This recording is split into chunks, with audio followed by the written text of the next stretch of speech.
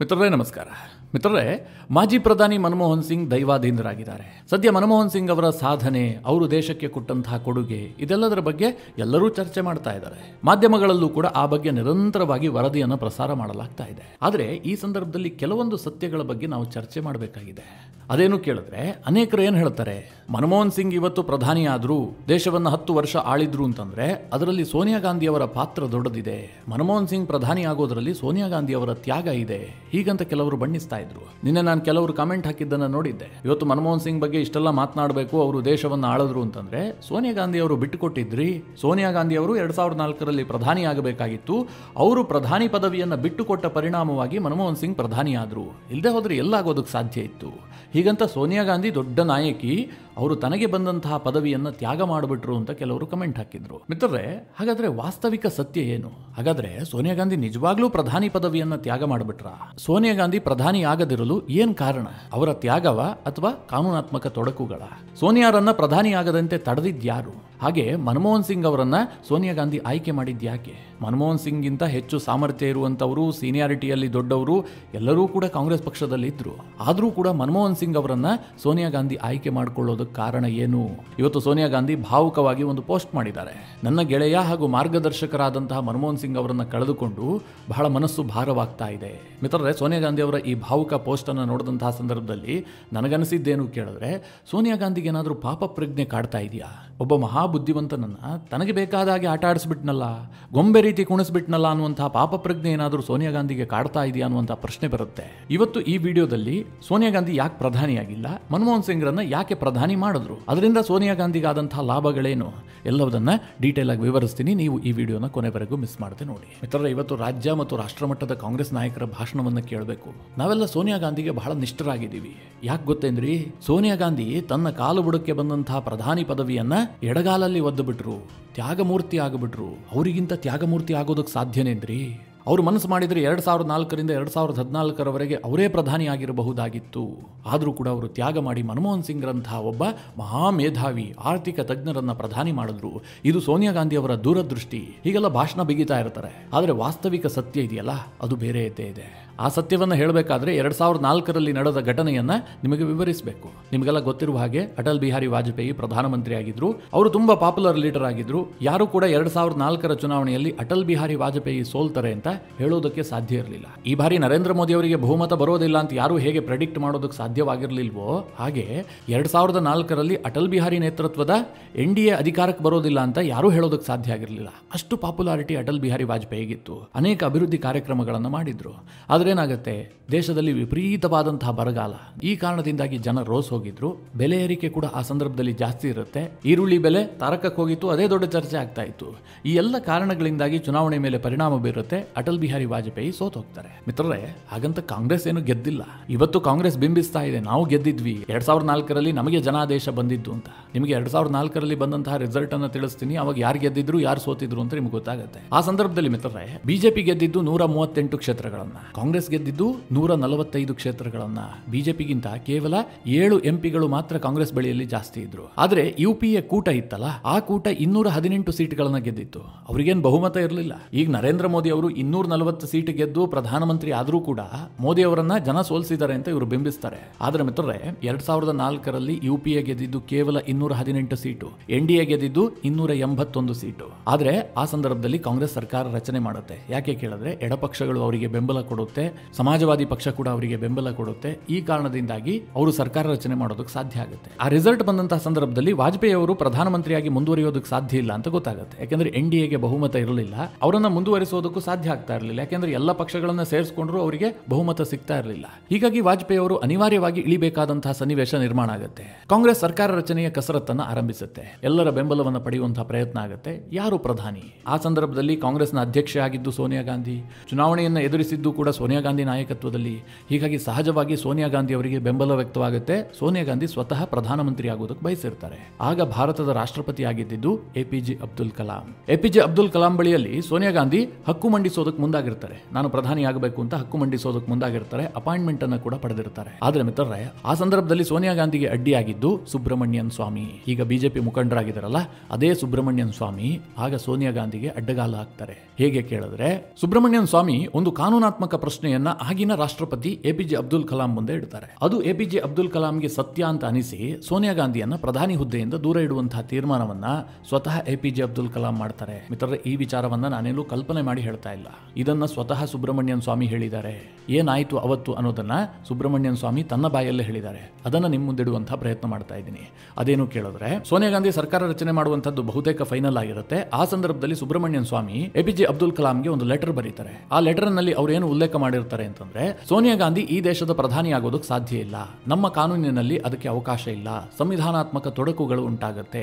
ಇದನ್ನೆಲ್ಲ ಡೀಟೇಲ್ ಆಗಿ ಸುಬ್ರಹ್ಮಣ್ಯನ್ ಸ್ವಾಮಿ ಪತ್ರದಲ್ಲಿ ಉಲ್ಲೇಖ ಮಾಡಿರ್ತಾರೆ. ಅವರು ಮಂಡಿಸಿರುವಂತಹ ಪ್ರಮುಖ ಅಂಶ ಏನು ಕೇಳಿದ್ರೆ, ಭಾರತದ ಸಿಟಿಜನ್ಶಿಪ್ ಆಕ್ಟ್ ಪ್ರಕಾರ ನಮ್ಮ ದೇಶದಲ್ಲಿ ಯಾವುದೇ ಬೇರೆ ದೇಶದ ವ್ಯಕ್ತಿ ಬೇಕಾದ್ರೂ ನಾಗರಿಕತ್ವವನ್ನು ಪಡೆದುಕೊಳ್ಳಬಹುದು. ಆದ್ರೆ ಸಂವಿಧಾನಾತ್ಮಕ ಹುದ್ದೆಗೆ ಏರ್ಬೇಕಾದಂತಹ ಸನ್ನಿವೇಶದಲ್ಲಿ ಆ ವ್ಯಕ್ತಿಗೆ ತನ್ನ ಮೂಲ ದೇಶದ ಸಿಟಿಜನ್ಶಿಪ್ ಆಕ್ಟ್ ಏನಿರುತ್ತೋ ಅದು ಅನ್ವಯಿಸುತ್ತೆ. ಮಿತ್ರರೇ, ಇದು ನಿಮಗೆ ಸರಿಯಾಗಿ ಅರ್ಥ ಆಗಬೇಕು ಅಂತಂದ್ರೆ, ಈಗ ಸೋನಿಯಾ ಗಾಂಧಿ ಯಾವ ದೇಶದ ಮೂಲದವರು? ಇಟಲಿ ಮೂಲದವರು. ಅವರು ಭಾರತದ ನಾಗರಿಕತ್ವವನ್ನು ಪಡೆದುಕೊಂಡಿದ್ದಾರೆ. ಪಡೆದುಕೊಳ್ಳೋದಕ್ಕೆ ಅವರಿಗೆ ಅಧಿಕಾರವೂ ಕೂಡ ಇದೆ. ಭಾರತದ ಸಿಟಿಜನ್ಶಿಪ್ ಲಾ ಏನ್ ಹೇಳುತ್ತೆ ಕೇಳಿದ್ರೆ, ಈಗ ಒಂದು ವೇಳೆ ವಿದೇಶಿ ಮಹಿಳೆ ಭಾರತದ ಪುರುಷನನ್ನ ಮದುವೆ ಆಗಿದ್ದೆ ಆದ್ರೆ ಆಕೆಗೆ ಸಹಜವಾಗಿ ಭಾರತದ ನಾಗರಿಕತ್ವ ಸಿಗುತ್ತೆ. ಅಂದ್ರೆ ಭಾರತದ ಸಿಟಿಜನ್ ಆಗೋದಕ್ಕೆ ಆಕೆ ಎಲ್ಲ ರೀತಿಯಲ್ಲೂ ಅರ್ಹತೆಯನ್ನು ಪಡೆದುಕೊಳ್ತಾಳೆ.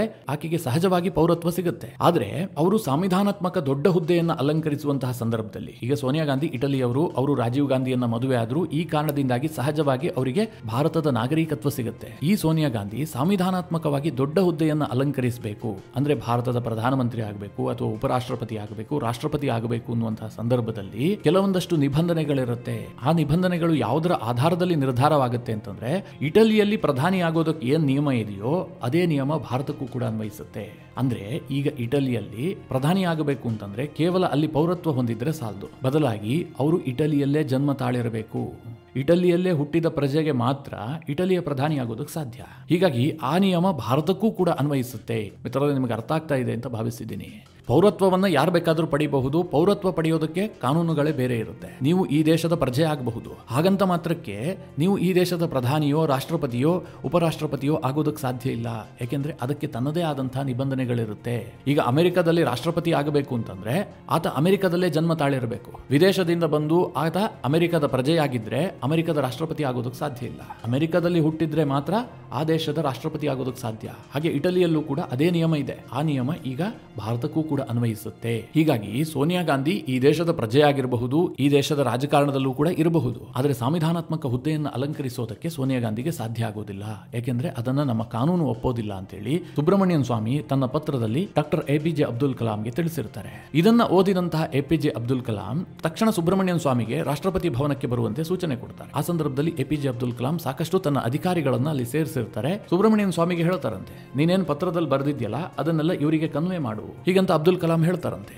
ಆಗ ಸುಬ್ರಹ್ಮಣ್ಯನ್ ಸ್ವಾಮಿ ಎಲ್ಲಾ ಕಾನೂನಾತ್ಮಕ ತೊಡಕುಗಳನ್ನ ಅಲ್ಲಿದ್ದಂತಹ ರಾಷ್ಟ್ರಪತಿ ಭವನದ ಅಧಿಕಾರಿಗಳಿಗೆ ತಿಳಿಸ್ತಾರಂತೆ. ಇಂತಿಂತಹ ತೊಡಕುಗಳಿದೆ, ಇಟಲಿಯ ಲಾ ಹೀಗೆ ಹೇಳುತ್ತೆ, ನಮ್ಮ ಕಾನೂನಿನಲ್ಲಿ ಇಂತಹ ನಿಯಮಗಳಿದೆ, ಹೀಗಾಗಿ ಸೋನಿಯಾ ಗಾಂಧಿಯನ್ನ ಪ್ರಧಾನಿ ಮಾಡೋದಕ್ಕೆ ಸಾಧ್ಯ ಇಲ್ಲ, ಇದು ಕಾನೂನಾತ್ಮಕ ತೊಡಕುಗಳಿಗೆ ಕಾರಣ ಆಗುತ್ತೆ ಅಂತ ಹೇಳಿ ಸುಬ್ರಹ್ಮಣ್ಯನ್ ಸ್ವಾಮಿ ವಾದ ಮಂಡಿಸ್ತಾರಂತೆ. ಆಗ ಮಿತ್ರರೇ, ಅಲ್ಲಿದ್ದಂತಹ ಅಧಿಕಾರಿಗಳು ಕೂಡ ಇದರಿಂದ ತೃಪ್ತರಾಗ್ತಾರೆ. ಅಂದ್ರೆ ಹೌದು, ಇದರಲ್ಲಿ ಸತ್ಯ ಇದೆ ಅಂತ ಅನಿಸುತ್ತಂತೆ. ತಕ್ಷಣ ಎಪಿಜೆ ಅಬ್ದುಲ್ ಕಲಾಂ ಏನ್ ಮಾಡ್ತಾರೆ, ಒಂದು ಪತ್ರವನ್ನ ಸೋನಿಯಾ ಗಾಂಧಿಗೆ ರವಾನಿಸ್ತಾರಂತೆ. ಇಂತಿಂತಹ ಕಾರಣಕ್ಕಾಗಿ ನಿಮಗೆ ಸರ್ಕಾರ ರಚನೆಗೆ ಆಹ್ವಾನ ಕೊಡೋದು ಸಾಧ್ಯ ಆಗ್ತಾ ಇಲ್ಲ, ಕೆಲವೊಂದಷ್ಟು ಕಾನೂನಾತ್ಮಕ ತೊಡಕುಗಳಿದೆ, ಈ ಕಾರಣದಿಂದ ಈ ವಿಚಾರ ಎಲೆಕ್ಷನ್ ಕಮಿಷನ್ಗೆ ಹೋಗಬೇಕು, ಜೊತೆಗೆ ಸುಪ್ರೀಂ ಕೋರ್ಟ್ ನಿಂದಲೂ ಕೂಡ ಪರಿಶೀಲನೆಗೆ ಒಳಪಡಬೇಕು. ಅಂದ್ರೆ ಕಾನೂನಾತ್ಮಕ ಪರಿಶೀಲನೆ ಆದ ಬಳಿಕವಷ್ಟೇ ನೀವು ಪ್ರಧಾನಮಂತ್ರಿಯಾಗಿ ಅಧಿಕಾರ ಸ್ವೀಕರಿಸಬಹುದು, ಅಲ್ಲಿಯವರೆಗೂ ಕೂಡ ನಿಮ್ಮ ಪ್ರಮಾಣ ವಚನಕ್ಕೆ ನಾನು ಅನುಮತಿಯನ್ನ ಕೊಡೋದಿಲ್ಲ, ಹೀಗಂತ ಅಬ್ದುಲ್ ಕಲಾಂ ಸೋನಿಯಾ ಗಾಂಧಿಗೆ ಒಂದು ಪತ್ರ ಕಳುಹಿಸ್ತಾರಂತೆ. ಮಿತ್ರರೇ, ಆ ಪತ್ರವನ್ನ ಓದಿದಂತಹ ಸೋನಿಯಾ ಗಾಂಧಿ ಗಳಗಳನ್ನೇ ಹತ್ತಿದ್ರಂತೆ. ಇದನ್ನ ಸ್ವತಃ ಸುಬ್ರಹ್ಮಣ್ಯನ್ ಸ್ವಾಮಿ ಹೇಳಿದ್ದಾರೆ. ಸೋನಿಯಾ ಗಾಂಧಿ ಆ ಪತ್ರವನ್ನು ಓದುವಂತಹ ಸಂದರ್ಭದಲ್ಲಿ ಅದೇ ಕ್ಯಾಬಿನ್ ನಲ್ಲಿ ಮನಮೋಹನ್ ಸಿಂಗ್ ಮತ್ತು ನಟ್ವರ್ ಸಿಂಗ್ ಇಬ್ರು ಕೂಡ ಇದ್ರಂತೆ. ಅವರಿಬ್ಬರಲ್ಲಿ ಒಬ್ರು ಸೋನಿಯಾ ಗಾಂಧಿ ಅತ್ತಂತಹ ವಿಚಾರವನ್ನ ನನಗೆ ತಿಳಿಸಿದ್ರು ಅಂತ ಸುಬ್ರಹ್ಮಣ್ಯನ್ ಸ್ವಾಮಿ ಅನೇಕ ಸಭೆಗಳಲ್ಲೇ ಹೇಳಿದ್ದಾರೆ. ಮಿತ್ರರೇ, ಇದು ಸುಬ್ರಹ್ಮಣ್ಯನ್ ಸ್ವಾಮಿ ಅವರ ವರ್ಷನ್ ಆದ್ರೆ ಅಬ್ದುಲ್ ಕಲಾಂ ಅವರು ತನ್ನ ಪುಸ್ತಕದಲ್ಲಿ ಸ್ವಲ್ಪ ವಿಭಿನ್ನವಾಗಿ ಬರೆದಿದ್ದಾರೆ. ಅವರೇನು ವಿವರಿಸಿದ್ದಾರೆ ಅಂತಂದ್ರೆ, 2004ರಲ್ಲಿ ಸೋನಿಯಾ ಗಾಂಧಿ ಪ್ರಧಾನಿ ಆಗಬಾರದು ಅಂತ ಇಡೀ ದೇಶದಲ್ಲಿ ಪ್ರತಿಭಟನೆಗಳಾಗ್ತಾ ಇದ್ವು. ಸಾಕಷ್ಟು ಜನ ಅದಕ್ಕೆ ವಿರೋಧ ವ್ಯಕ್ತಪಡಿಸಿದ್ರು. ನನಗೂ ಕೂಡ ಸಾಕಷ್ಟು ಇಮೇಲ್ಗಳು ಬಂದಿದ್ವು, ಲೆಟರ್ಗಳು ಬಂದಿದ್ವು. ಸೋನಿಯಾ ಗಾಂಧಿಯನ್ನ ತಡೆಯೋದಕ್ಕೆ ನಾನಾ ರೀತಿಯಲ್ಲಿ ಪ್ರಯತ್ನಗಳು ಆಗ್ತಾ ಇತ್ತು. ಆದರೆ ಒಂದು ವೇಳೆ ನಿಜವಾಗ್ಲೂ ಸೋನಿಯಾ ಗಾಂಧಿ ಅವರು ಪ್ರಧಾನಿ ಆಗೋದಕ್ಕೆ ಹಕ್ಕು ಮಂಡಿಸಿದ್ದೆ ಆದ್ರೆ ನನ್ನ ಮುಂದೆ ಹೆಚ್ಚು ಆಪ್ಷನ್ಗಳಿರಲಿಲ್ಲ. ಆದರೆ ಸೋನಿಯಾ ಗಾಂಧಿ ಅವರು ಹಾಗೆ ಮಾಡದೆ ಮನಮೋಹನ್ ಸಿಂಗ್ ಅವರ ಹೆಸರನ್ನ ಪ್ರಸ್ತಾಪಿಸಿದ್ರು, ಹೀಗಂತ ಅಬ್ದುಲ್ ಕಲಾಂ ಬರೆದಿದ್ದಾರೆ. ಅಂದರೆ ಸುಬ್ರಹ್ಮಣ್ಯಂ ಸ್ವಾಮಿ ಹೇಳದಂತೆ ಅಬ್ದುಲ್ ಕಲಾಂ ತನ್ನ ಪುಸ್ತಕದಲ್ಲಿ ಬರೆದಿಲ್ಲ.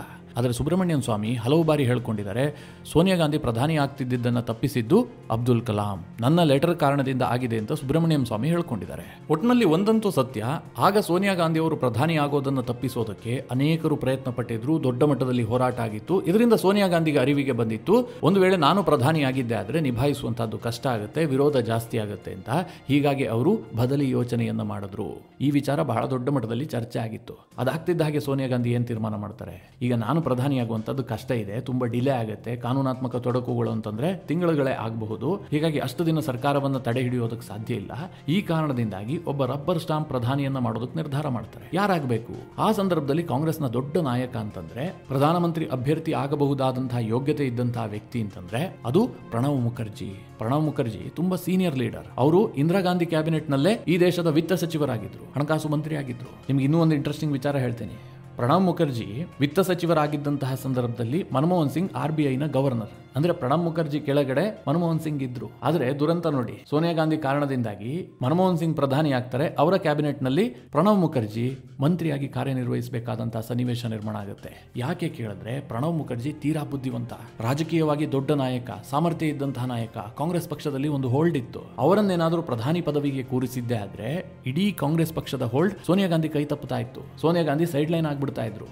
ಇದು ಸೋನಿಯಾ ಗಾಂಧಿಗೆ ತುಂಬಾ ಚೆನ್ನಾಗಿ ಗೊತ್ತಿತ್ತು. ಅವರ ಸುತ್ತಲೂ ಇದ್ದಂತಹ ಹೊಗಳು ಭಟ್ರೆ ಇದ್ರಲ್ಲ, ಅಹಮದ್ ಪಟೇಲ್ ಇರಬಹುದು, ಕೆಲವೊಂದಷ್ಟು ನಾಯಕರು ಇದ್ರು ಸೋನಿಯಾ ಗಾಂಧಿಗೆ ಕಿವಿ ತುಂಬುವಂತಹ ನಾಯಕರು. ಅಂತವರೆಲ್ಲ ಹೇಳ್ತಾರೆ, ಯಾವ ಕಾರಣಕ್ಕೂ ಕೂಡ ಪ್ರಣವ್ ದಾದಾರನ್ನ ಪ್ರಧಾನಮಂತ್ರಿ ಮಾಡೋದು ಬೇಡ, ಇದು ನಮ್ಗೆ ಆಪತ್ತು ತರುತ್ತೆ. ಈ ಹಿಂದೆ PV ನರಸಿಂಹರಾಯರ ಕಾಲದಲ್ಲಿ ಏನಾಗಿತ್ತು ಅದು ಪುನರಾವರ್ತನೆ ಆಗತ್ತೆ, ಹೀಗಂತ ಸೋನಿಯಾ ಗಾಂಧಿಗೆ ಸಲಹೆ ಕೊಡ್ತಾರಂತೆ. ನಿಮಗೆಲ್ಲ ಗೊತ್ತಿರಬಹುದು, PVN ಅನ್ನ ಪ್ರಧಾನಮಂತ್ರಿ ಮಾಡೋದಕ್ಕೆ ಒಪ್ಪಿಕೊಂಡಿದ್ದೆ ಸೋನಿಯಾ ಗಾಂಧಿ. PV ನರಸಿಂಹರಾಯರು ಎಲೆಕ್ಷನ್ ಕೂಡ ನಿಂತಿರೋದಿಲ್ಲ, ಅವರು ದೆಹಲಿಯಲ್ಲಿ ಮನೆ ಕೂಡ ಖಾಲಿ ಮಾಡಿದ್ರಂತೆ. ಯಾಕಂದ್ರೆ ರಾಜೀವ್ ಗಾಂಧಿ ಮೊದಲೇ ಸೂಚನೆ ಕೊಟ್ಬಿಟ್ಟಿದ್ರು, ನಿಮಗೆ ವಯಸ್ಸಾಯ್ತು, ನೀವಿನ್ನು ನನ್ನ ಕ್ಯಾಬಿನೆಟ್ ನಲ್ಲಿ ಇರೋದು ಬೇಡ, ನಾವು ಮುಂದೆ ಅಧಿಕಾರ ಬಂದ್ರೆ ನೀವು ರಾಜಕೀಯವಾಗಿ ನಿವೃತ್ತಿ ತೆಗೆದುಕೊಳ್ಳಿ ಅಂತ ರಾಜೀವ್ ಗಾಂಧಿ ಸೂಚನೆ ಕೊಟ್ಟಿದ್ರಂತೆ. ಈ ಕಾರಣದಿಂದಾಗಿ PV ನರಸಿಂಹರಾವ್ ರಾಜಕೀಯವಾಗಿ ನಿವೃತ್ತಿ ತೆಗೆದುಕೊಂಡು ದೆಹಲಿಯಿಂದ ಮನೆ ಖಾಲಿ ಮಾಡೋದಕ್ಕೂ ನಿರ್ಧಾರ ಮಾಡಿದ್ರಂತೆ. ಆದ್ರೆ ಸನ್ನಿವೇಶ ಏನ್ ಬರುತ್ತೆ ಹೇಳಿ, ರಾಜೀವ್ ಗಾಂಧಿ ತೀರ್ ಹೋಗ್ತಾರೆ, ಮುಂದೆ ಯಾರು ಪ್ರಧಾನಿ ಎನ್ನುವಂತಹ ಪ್ರಶ್ನೆ ಉದ್ಭವಿಸುತ್ತೆ. ಆ ಸಂದರ್ಭದಲ್ಲಿ ಸೋನಿಯಾ ಗಾಂಧಿ ಬಳಿಯಲ್ಲಿ ಕೆಲವರು ಹೇಳ್ತಾರಂತೆ, PV ನರಸಿಂಹರಾಯರು ಈಗಾಗಲೇ ನಿವೃತ್ತಿ ಏಜಿಗೆ ಬಂದ್ಬಿಟ್ಟಿದ್ದಾರೆ, ಅವರಿಗೇನು ರಾಜಕೀಯವಾಗಿ ಬಹಳ ಮಹತ್ವಾಕಾಂಕ್ಷೆ ಇಲ್ಲ, ಅವರನ್ನ ಪ್ರಧಾನಮಂತ್ರಿ ಮಾಡಿದ್ದೇ ಆದ್ರೆ ನಿಮಗೆ ಯಾವುದೇ ರೀತಿಯಲ್ಲೂ ಭವಿಷ್ಯಕ್ಕೆ ತೊಂದರೆ ಆಗೋದಿಲ್ಲ,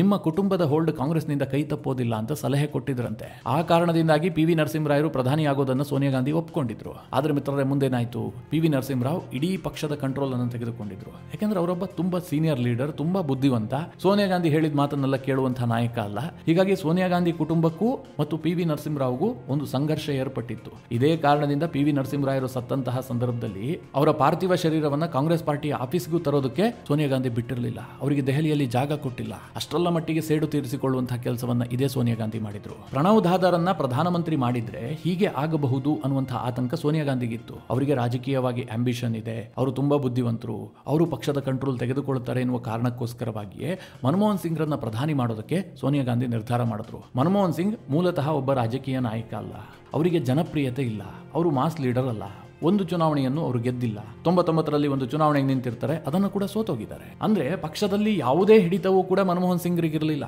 ನಿಮ್ಗೆ ನೆನಪಿರಲಿ ಮಿತ್ರರೇ, ಒಬ್ಬ MP ಕೂಡ ಮನಮೋಹನ್ ಸಿಂಗ್ ಹೇಳ್ದಂಗೆ ಕೇಳ್ತಾ ಇರಲಿಲ್ಲ. ಯಾಕೆಂದ್ರೆ ಅವರು ಲೀಡರ್ ಅಲ್ಲ. ನೀವು ಪಕ್ಷದ ಕಂಟ್ರೋಲ್ ಅನ್ನು ತೆಗೆದುಕೊಳ್ಳಬೇಕು ಅಂತಂದ್ರೆ ಪಕ್ಷದಲ್ಲಿ ನಿಮಗೆ MP ಗಳ ಬಲ ಇರಬೇಕು, ರಾಜ್ಯಕ್ಕೆ ಬಂದ್ರೆ MLA ಗಳ ಬಲ ಇರಬೇಕು. ಆಗ ಮಾತ್ರ ನೀವು ನಾಯಕನಾಗಿ ರೂಪುಗೊಳ್ಳೋದಕ್ಕೆ ಸಾಧ್ಯ. ಮನಮೋಹನ್ ಸಿಂಗ್ಗೆ ಆ ಯಾವ ಕೆಪಾಸಿಟಿಯೂ ಇರಲಿಲ್ಲ. ಅವರು ಮಹಾನ್ ಬುದ್ಧಿವಂತ, ಅವರೊಬ್ಬ ಆರ್ಥಿಕ ತಜ್ಞರಾಗಿದ್ರು, ಎಲ್ಲವೂ ನಿಜ. ಆದ್ರೆ ಪಕ್ಷದ ಹೋಲ್ಡ್ ಅನ್ನು ತೆಗೆದುಕೊಳ್ಳೋದಕ್ಕೆ ಸಾಧ್ಯ ಆಗ್ತಾ ಇರಲಿಲ್ಲ.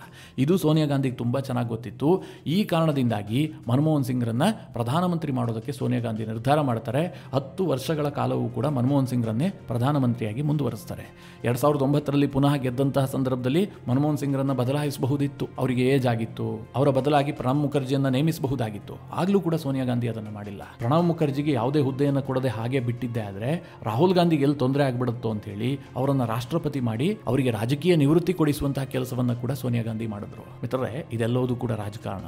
ಈಗ ಕೆಲವರು ಸೋನಿಯಾ ಗಾಂಧಿ ಪರವಾಗಿ ಮಾತನಾಡಬಹುದು, ಮನಮೋಹನ್ ಸಿಂಗ್ ಅವರ ವಿಚಾರದಲ್ಲಿ ಸೋನಿಯಾ ಗಾಂಧಿ ದೊಡ್ಡ ತ್ಯಾಗ ಮಾಡಿಬಿಟ್ಟಿದ್ದಾರೆ ಅಂತ ಗಂಟೆ ಭಾಷಣ ಬಿಗಿಬಹುದು. ಆದ್ರೆ ಅಸಲಿ ಸತ್ಯ ಮಾತ್ರ ಬಹಳ ಡಿಫರೆಂಟ್ ಆಗಿದೆ. ಮಿತ್ರರೇ, ಈ ವಿಚಾರದ ಕುರಿತಾಗಿ ನೀವೇನು ಹೇಳ್ತೀರಿ? ನಿಮ್ಮ ಅನಿಸಿಕೆ ಅಭಿಪ್ರಾಯವನ್ನು ಕಮೆಂಟ್ ಮಾಡುವ ಮೂಲಕ ನಮಗೆ ತಿಳಿಸಿ. ಹಾಗೆ ನಿಮಗೆ ಈ ವಿಡಿಯೋ ಇಷ್ಟವಾದರೆ ಲೈಕ್ ಮಾಡಿ, ಜೊತೆಗೆ ನೀವಿನ್ನೂ ನಿಮ್ಮ ನೆಚ್ಚಿನ ಸಂಸ್ಕಾರ ಸೌರಭ ಯೂಟ್ಯೂಬ್ ಚಾನಲ್ನ ಸಬ್ಸ್ಕ್ರೈಬ್ ಮಾಡಿಲ್ಲ ಅಂತಾದರೆ ಈ ಕೂಡಲೇ ಸಬ್ಸ್ಕ್ರೈಬ್ ಮಾಡಿ.